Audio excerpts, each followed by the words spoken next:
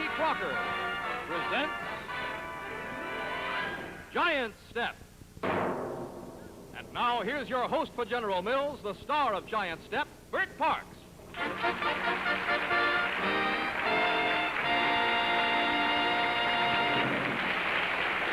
Thank you very much.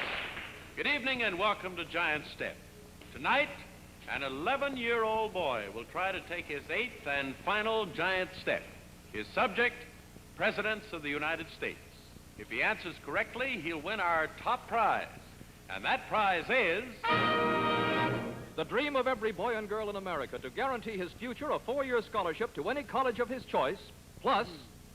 on graduation to round out his education, an additional travel scholarship to foreign lands like France, Italy, England, and Japan. All right, Mike Fitzmaurice, who is our first contestant to take a giant step into the future.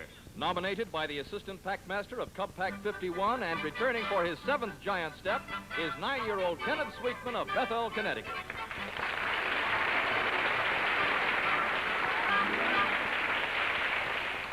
How you like that little ride up and down? Fine. Have you been up all the way yet? No. You want to try it? Uh-huh. Going up. Isn't that fun? Yeah. Kenny, I'm glad to see you back. What little surprises have you got up your sleeve for me this time, huh? I don't know. If I knew, they wouldn't be surprises. Yeah, that's right. I remember that insect story you told last week. That was very good. You got any more of those? No, not right offhand. I got one for you. It's a little riddle. You ready for it? Okay. I wrote a little note down what it is. Now, here it is. What insect has 100 legs, but it doesn't make a sound? Got it? You've got me. A centipede with sneakers.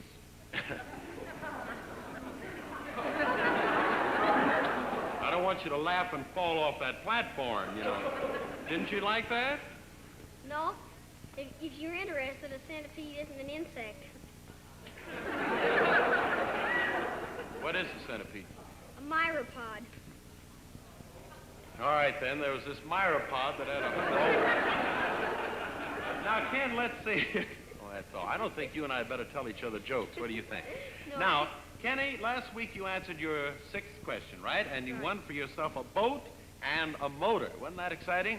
And, Kenny, in a moment you're going to take your 7th giant step on your way to the college scholarship. But first, I would like to say a word on another subject. And the subject is home. And a warm and wonderful moment at home when somebody says...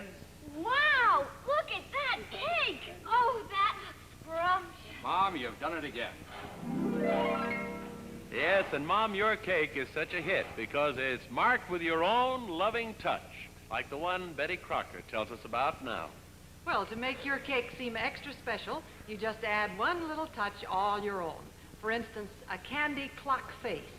Use small marshmallows for the face and 2 peppermint stick hands set for dinner time. Now, won't that be a fun way to get your family to the table on time? And with Betty Crocker chocolate malt cake mix, it's so easy to bake up a beautiful, high, light, and tender cake that's rich with the flavor of real malted milk. And make a real home-cooked kind of frosting with Betty Crocker instant chocolate malt frosting mix. You don't have to do the cooking. You just add water, stir, and spread on your cake. It's fail-proof and it's licking good. As Betty Crocker says, I guarantee a perfect cake and perfect frosting, too. Cake after cake after cake. How about a Betty Crocker clock cake to get your family to the table on time tomorrow, okay? All right, back to our friend Ken Sweetman here. Now, let's see. The prizes you won so far have been pretty nice, and your 7th question is again on entomology, okay? Okay. Now, Kenny, up there in Connecticut where you live, not so easy to find insects, is it? No, they're usually all hibernated or died. It'd be better if you were searching for insects to go to some tropical climate in warm weather. Yes, you can find insects over there all the time. Yeah. They have beautiful butterflies down there. They're sure growing beautiful, especially in Mexico. Down in Mexico, they have Uh-huh. beautiful butterflies? Yep. Gee, I'm glad to hear that. Well, Kenny, you better hold tight because your next prize will be... For you and your mother and dad, a week vacation, all expenses paid in Acapulco, Mexico. How about that? Isn't that wonderful? Oh, my golly. Oh, my golly.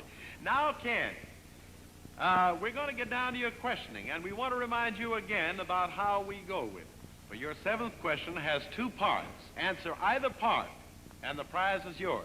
Answer both parts, and you take a giant step as well. You ready? All right, take a deep breath.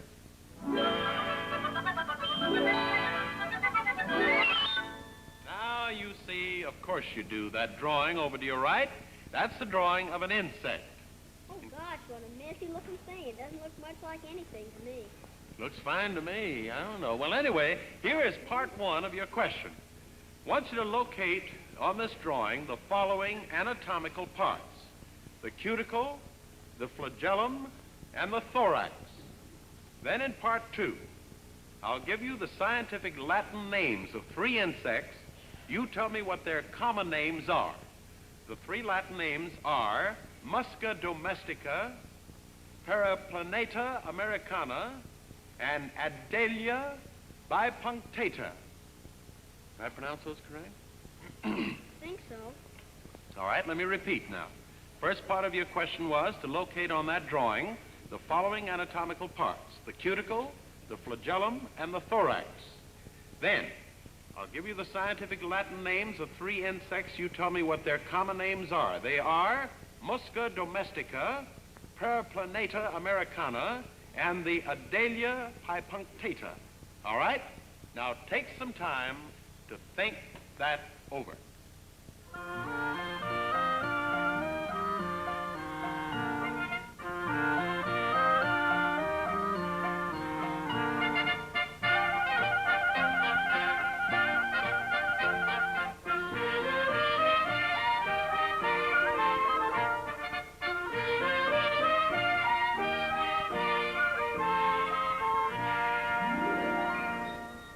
Time is up. Now, Kenny, get a hold of this drawing, if you will. Let's take the question part by part. First, I want you to locate the cuticle. Where is the cuticle? That's all the skin. That is correct. The next thing is the flagellum. Those are the antennae. Exactly right. And the thorax. That's right there. Exactly right, Kenny. Now, answer part 2 of your question to take that giant step. Part 2 was, we gave you the Latin names of 3 insects. Tell me what their common names are. First, Musca domestica. What do you think that is? Fly. The housefly. All right, the next one is Periplaneta americana. Well, it's an American something.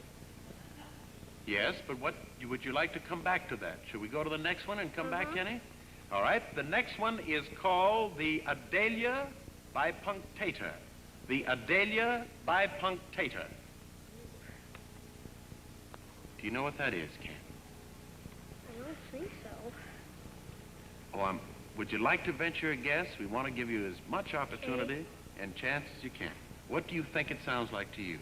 The Adalia bipunctata. Adalia. Adalia bipunctata. No idea? Could it be a butterfly of some kind? No, I'm sorry, Kenny. It happens to be a ladybug, and the Periplaneta americana is the cockroach. But you've answered that one part, and so that vacation to Mexico is yours. You didn't answer the both parts, so I'm afraid you can't take the giant step. But, Kenny, you got some wonderful prizes, and I want to tell you something, son. I'm going to miss you. Yeah. I'm sorry I couldn't get that question. Well, I'm sorry, but I think we'll be friends anyway, don't you? Will you send me a card from Mexico when you get down there? Thank you, and good luck to you. Kenny, oh, let's go down here. There we are. A hand for Kenny Sweetman. Thank you, and good luck. Thank you very much. Oh, that's a wonderful boy. All right, Mike Fitzmaurice, who is next to take a giant step into the future? Nominated by his guardian and returning for his 8th and final giant step is 11-year-old Joseph Kicklighter of Hawkinsville, Georgia.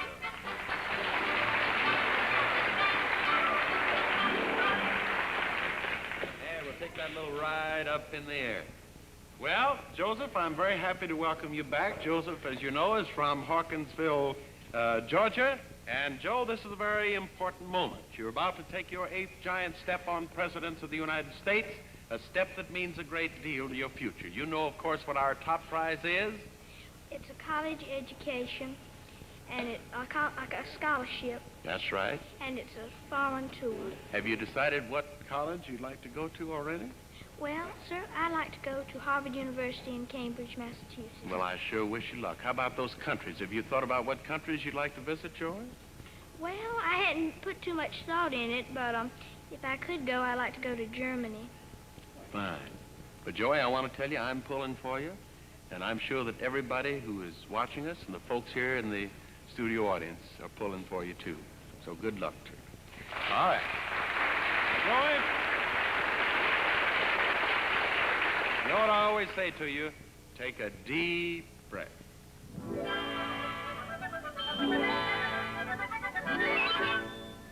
Now, Presidents of the United States. First, Presidents of the United States, while in office, have belonged to only 5 political parties. Name all 5 parties. Then, I will give you 5 presidents. You tell me the party of each, a man that each defeated for president, and the party of the defeated rival. The presidents are Zachary Taylor, Andrew Jackson, Rutherford B. Hayes, Thomas Jefferson, and William Henry Harrison. And then finally, Joseph, to what party did our only bachelor president belong? Now, let me repeat again. Presidents of the United States have belonged to only 5 political parties. Name all 5 parties. I'll give you 5 presidents. I want you to tell me the party of each, a man each defeated for president, the party of the defeated rival. The presidents are Zachary Taylor, Andrew Jackson, Rutherford B. Hayes, Thomas Jefferson, William Henry Harrison. And finally, to what party did our only bachelor president belong? Now, this is for the scholarship and the foreign tour. So, Joey, take some time. Think it over.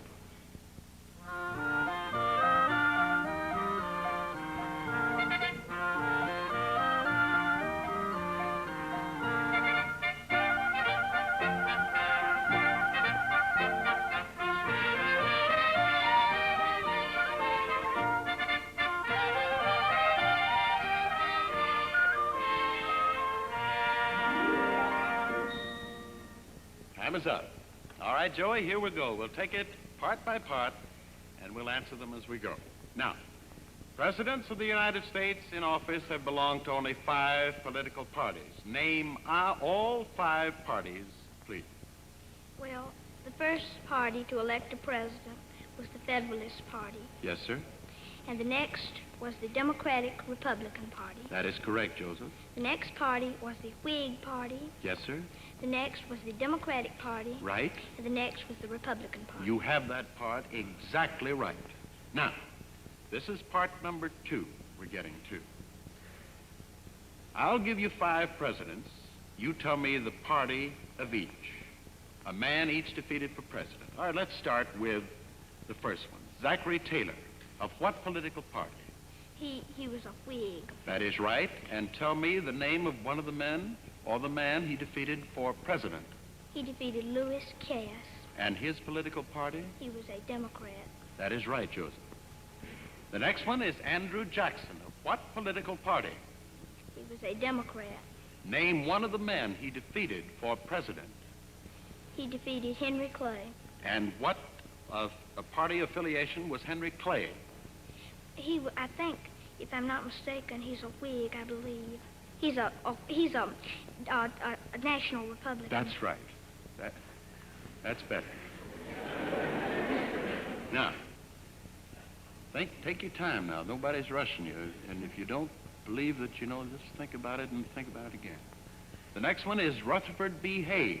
What party? He was a Republican. Right. Name one of the candidates he defeated for president. He defeated Samuel J. Tilden. Who was of what political party? He was a Democrat. You are right, Joseph. Now, we have 2 more to go for the college scholarship and the foreign tour. Now, Thomas Jefferson. What political party? He was a Democratic Republican. Exactly. Name the man or one of the men that he defeated for the presidency. He defeated Aaron Burr, a Democratic Republican, and he also, in the first election he ran, he defeated also his own president that he served under. He was vice president under John Adams, and he defeated John Adams himself, a Federalist. You could, I mean, either one of those, Aaron Burr, a Democratic Republican. You were right a long time ago, yeah. We have one more. Now, Joe, take your time. Just one more. William Henry Harrison, of what political party? He was a Whig. He was a Whig. What man did he defeat for the presidency? He defeated President Martin Van Buren. And what party was Martin Van Buren? He was a Democrat. Now, this will tie it up. To what party, our only bachelor president, to what party did he belong? It was President James Buchanan of the Democratic Party. You're right, Joseph, my boy.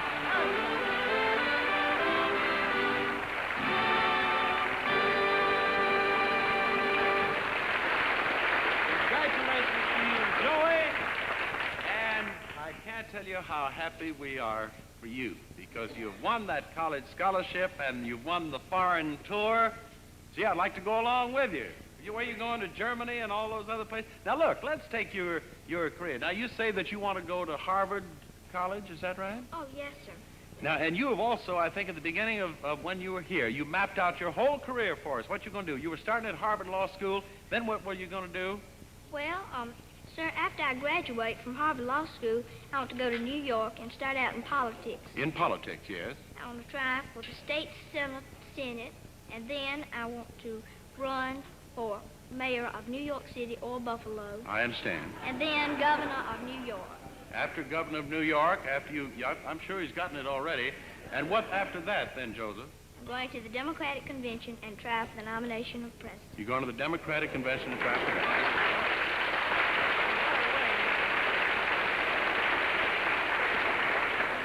If I was a betting man, I'd say he'll do it, too. You won that Esther Williams swimming pool, I believe it was last week. Have you thought of charging admission? Well, it might be a good idea. Yeah, it might. How much would you charge? Well, I don't know. Maybe 10 cents for adults and 5 cents for children. And since you're a Democrat, you're going to charge more for the Republicans to get in? Well, I'd raise it a little bit for them. Yeah, I know. Well, Joey, I want to tell you from all of us, from General Mills here on Giant Step, congratulations to you, and may the future hold nothing but good for you. Joseph Kicklighter, good night. Thank you.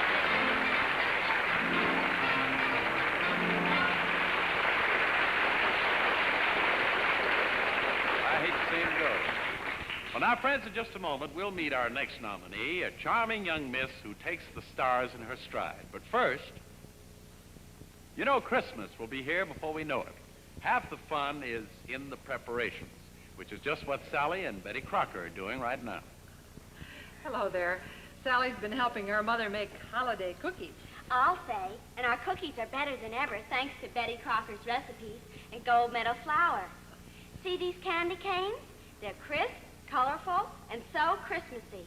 And gold medal makes them easy as anything. Yes, you just roll a little white dough and a little red dough into strips, press them together, and twist like a rope. I love the way gold medal dough handles. It's terrific. And then you curve the tops for handles and bake them. By the way, you'll find 12 of these holiday cookie recipes with your gold medal set. I put my candy canes on a tree. They're as colorful and perky as little flowers. Yes, whatever you bake, gold medal gives you something so fresh and light, it's a flower of a treat. That's because dependable gold medal itself is the finest part of the wheat, the flour of the wheat. Which means gold medal always helps Mother and me bake it better. Oh, all of us, Sally. Thank you very much, Betty Crocker and Sally. That certainly is a very interesting idea. All right, now, Mike Fitzmaurice, who is our next nominee to take a giant step into the future. Nominated by her father and returning for her 6th giant step is our 11-year-old astronomy expert, Stephanie Maris of Jamaica, New York.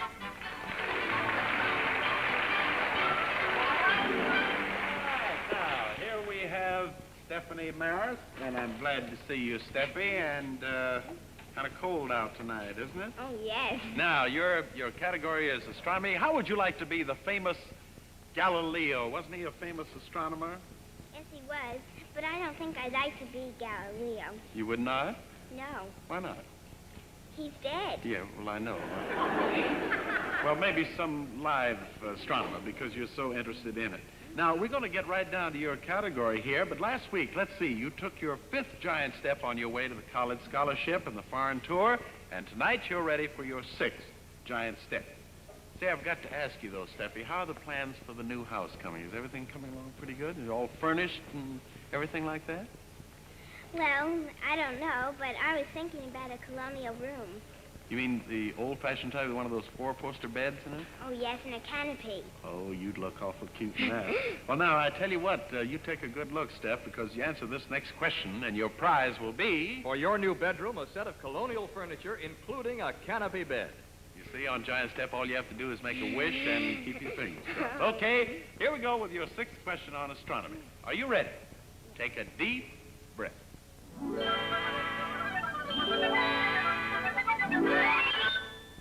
Now, Steph, we're setting in place now 2 sections of a night sky. Now, each of them contains a constellation of stars. Now, here is the first one, which is marked A. You see that? Okay, and the other one is marked B. Okay? Now, part 1 of your question is to tell me the name of the constellation it contains in this one here. Connect the stars which form that constellation, then draw a circle around the star called Thuban. Now, let's look at the second section, the one marked B, over here. Tell me the name of the constellation that it contains, connect the stars which form it, then encircle the star called Castor. Now, I'm going to repeat the question. The name of the constellation in A, connect the stars which form it, draw a circle around the star called Thuban. In B, the name of the constellation it contains, the stars, connect the stars which form it, then encircle the star called Castor. Okay? All right. Now take some time to think that over.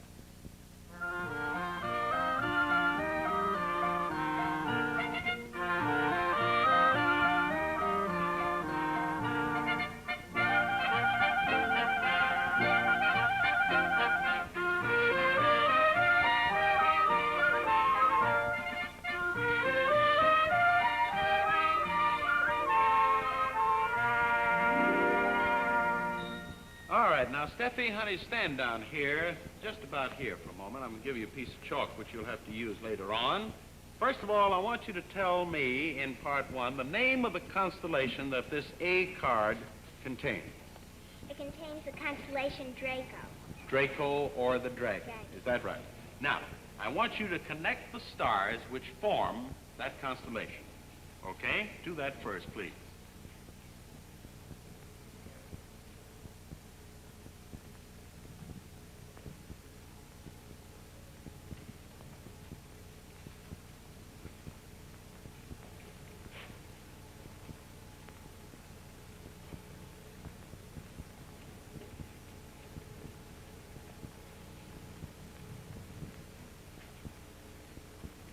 Want to step back and look at it a little better? Huh? Better for you to stand and look at it that way? All right, try it again now, Steffi. It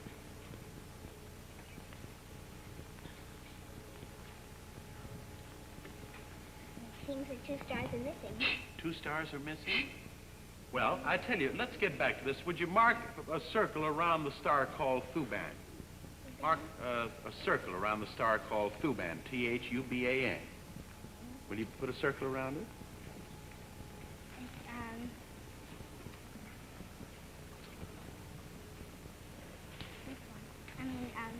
Which one? Would you like to go to the next one? Let's try the next one, all right? Tell me the name of the constellation that's contained in B there. Do you know? What was the star? The name of the constellation contained, yes? Gemini. Gemini is right, all right? Now, can you draw in the constellation first?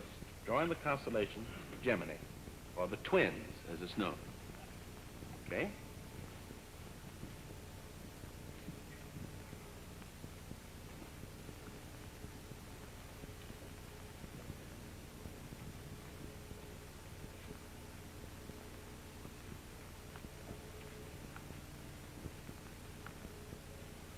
Do you know it, honey? Steffi, I'm very sorry. Come back up here, sweetie. But I want to tell you that all the prizes that you have won up to now are yours with our very best wishes and with our love. You know, it's not an easy thing to lose, but I want you to know that it's been a great pleasure to have you with us on the show. I hope you enjoy all the prizes, and will you come back to see us again? Yes. Thank you very much, Steffi, and good night.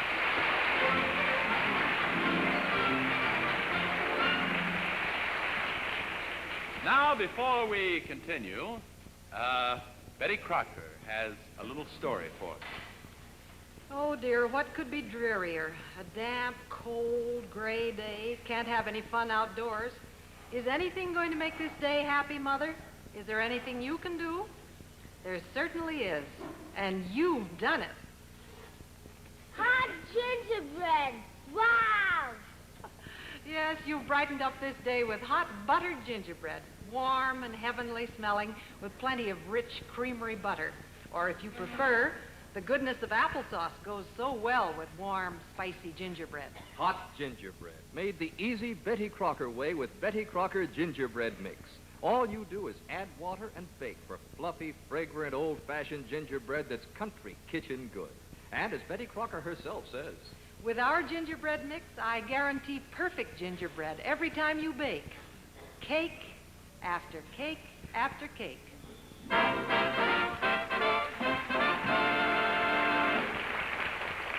right, who is next to take a giant step into the future? I'm terribly sorry, Bert, but time's up for tonight.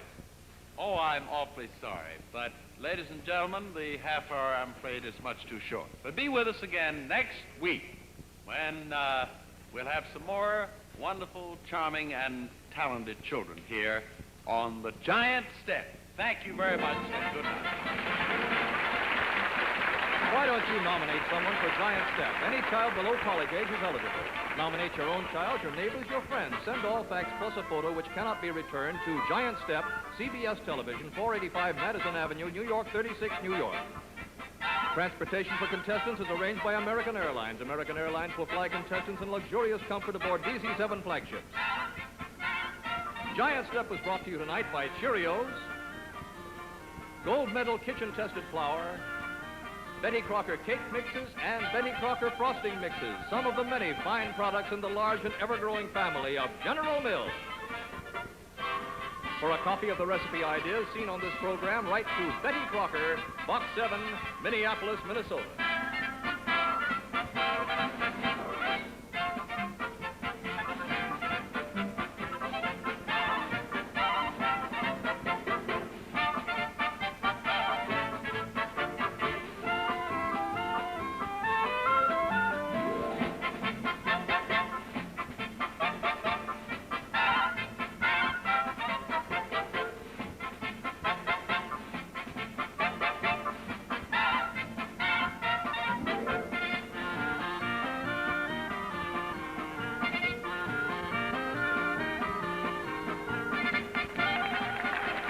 A wheelchair, a bed, a short life. That's the only future for a muscular dystrophy victim. Help defeat MD by contributing to your local March for Muscular Dystrophy.